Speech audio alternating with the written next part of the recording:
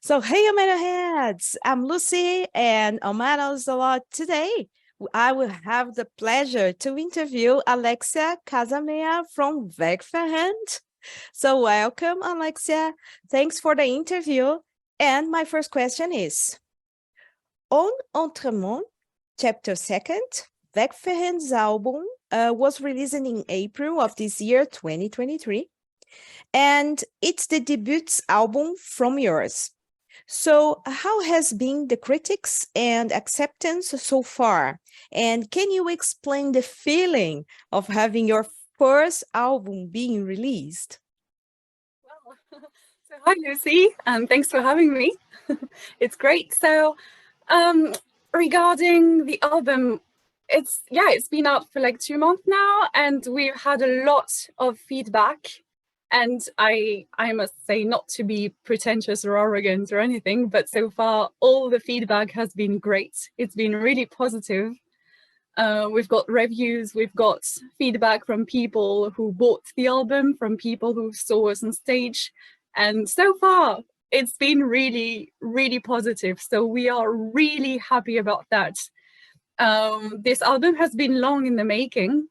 We've been we started writing this album, maybe 2 years ago, maybe more. I'm not even sure. And so seeing that people like it so much is a great feeling. It's very hard to explain. It's like you put your soul somewhere and people take it and make something good out of it. Oh. So it's really nice. It's really nice. It's a lovely feeling. Oh, I'm happy to hear that. Good. So, Holy Ghost, a very interesting video clip, which can be watched on the link on the description of this video, by the way, was released as well for the new album. So can you speak more about it? Where have you filmed it, and how was it produced, and who had the idea for the video clip? This is a very long story. So to begin, the lyrics for this song were written by a friend of ours, whose name is Sasha Lopez, a very good friend. And it's freely about a monk from the 15th century, whose name was Savonarola in Italian, because he was from Florence.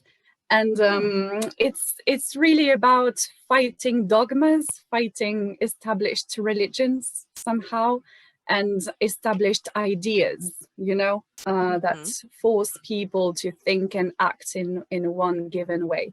So the song is really about that, and pretty much against religious dogmas. And the video, actually, we wanted to make a video for this song because, for practical reasons, also because it's the shortest song on the album, or one of the shortest, and it's kind of the catchiest, song on the album. And a friend of ours, once again, Tilia Weavers is her name, came up with the script. She had wonderful ideas. So we decided to make the video according to that script, and then we were very lucky to work with professionals. Sébastien Duatis, the director of the video clip, who works fantastically well, and we filmed for one day in Cordes-sur-Seine, a medieval town very near where we live, and it was a fantastic day. Really, it was really fun, but at the same time very serious. The team was fantastic. We worked with a lot of people. It was very professional, and for us it was a first experience because we had never worked in the world of cinema or video making before. So we were lucky to work with people who really knew how to direct us, and explained really well. And the results, we are really happy with the results. So we hope you are too. Yeah. It's definitely a must watch. So please, people, check it out. Very good. So, which are the highlights from the new album, and which are your favorite tracks and why?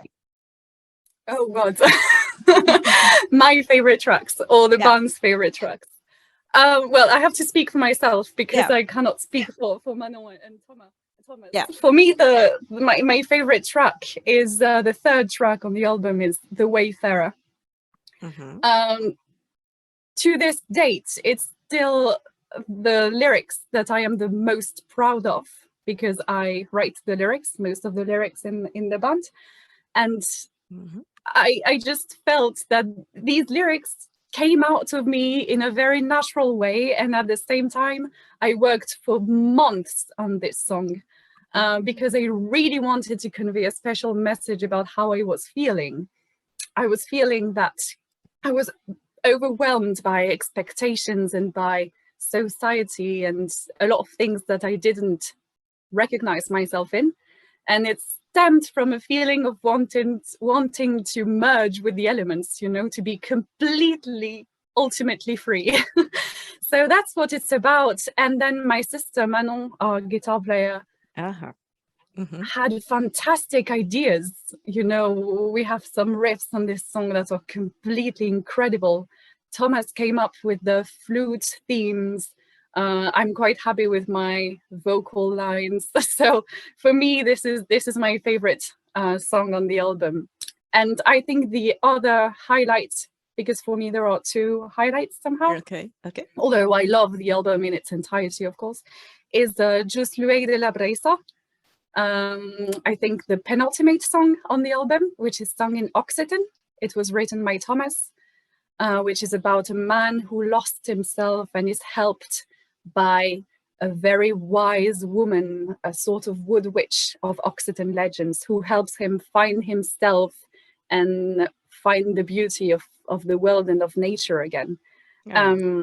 And once again, yeah, the composition of this song with a very harsh and dark beginning and the soaring ending, I really love it. Yeah, I really love it. So for me, these are the two highlights of the album. But Nice. I also love the first song, Get Him, and the last one. I mean, yeah, I really Of love it. course. I'm Of really course. satisfied with it. I believe it's just like a baby. Yeah, you just love everything. It's something full, but maybe one on another track is more like, oh, this is my, favorite. But Exactly this. yeah, Yeah. I understand. Great. And what about the artwork of the album? Who had the idea, and could you speak more about it? Yeah, so the artwork was designed by one of Thomas's childhood friends, who is a professional artist, illustrator. Her name is Marine Joumar, and she worked on our first EP also. And so we wanted to have her on the first album also because it's a continuation. It's the direct follow-up of the first EP. And so we wanted it to be coherent. And also we were extremely happy with what she did on the first EP. So she came up with the ideas pretty much. She listened to the album and then she drew all these fantastic illustrations and she made the cover art. It was practically perfect. We asked her to change maybe one or two little things, but it was really perfect, almost already perfect when she sent it to us first. So it's like she thinks like us, you know, we're like, perfect. the band is the three of us, but she's like the full member somehow, the fourth member, element. Exactly, who really, we think alike, you know, somehow. So it's really great working with her because she's brilliant. Yeah. Yeah. And if you really check both artworks, they are really, now that I realize it, that they are somehow connected. Yeah, it's true. Exactly. It's a sort of mirror construction. Yeah. Yes. Yeah. You have to put them one in next to the other and you will see something. Yeah. Nice. Yeah. Good. So you guys had the chance to perform the new album's tracks live. And how were these concerts? And do you have more gigs scheduled? Yes. So yeah, we were really lucky to perform the album quite a few times already. We had amazing concerts, great feedback once again, so that was really good. Especially a concert maybe in the Écho des Merveilles, a festival near where we're from, in the area of Toulouse. And about the other next upcoming gigs, the next one is on September 16th in Barcelona. So we are really stoked with it because it's the first time we're going to go outside the borders of France. So for us, it's a big first, especially since we were invited by Probar de Morte. So we are really happy. And this is pretty much the only one that has been confirmed for now, but we are working on all other shows. And there will be more to announce very soon. Nice. Oh yes, I forgot one in November in Paris. Yeah, but it's not been announced yet. But yeah, but should it's be coming. happening. Yeah. Yes, exactly. And yeah, things will happen. Things will be announced in the near future, I think. Yeah. All right. Good. And which are WEGFEREND's plans for the future? Well, we need to write new songs. We want to make some new music, start maybe the process of writing another album, create. I think this is what we want the most, the three of us. Create new music, maybe explore some new sounds, work with new guests. We don't clearly know yet because, you know, we have a way of working which is very intuitive. We never really think, okay, let's talk about that. Let's make an album about this. Let's use this or that instrument. Not really. It's just we go with the flow somehow, and we build, you know, yeah, as we move up. It's not, we don't have an established plan. You just, yeah. We go along the way, and we add the little bricks along the way. So yeah, this is what's going to happen, I think now. And also we want more shows, of course, more concerts.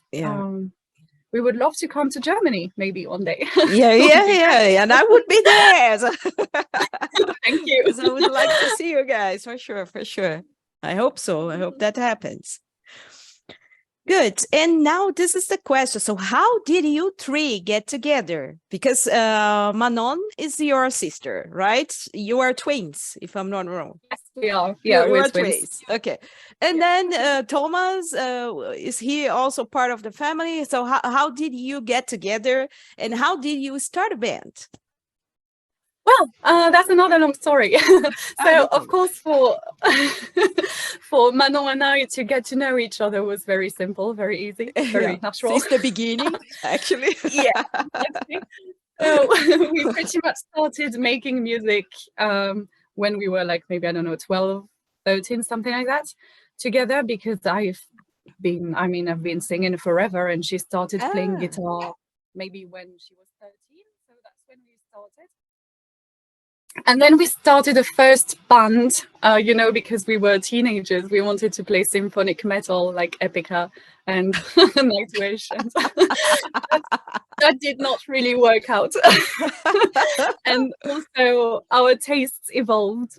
So we didn't want to do that anymore at some point. And Manon felt more attracted to the acoustic guitar. And that's when we decided to play folk music. Also, at this moment, we were really into bands like Faun, you know, pagan folk, that kind of thing. And so, yeah, that's when we started, probably around 2016, playing acoustic music. And we met Thomas, who was a friend of a friend, basically. And yeah, we started working together in another band. And then we got together in WEGFEREND as well.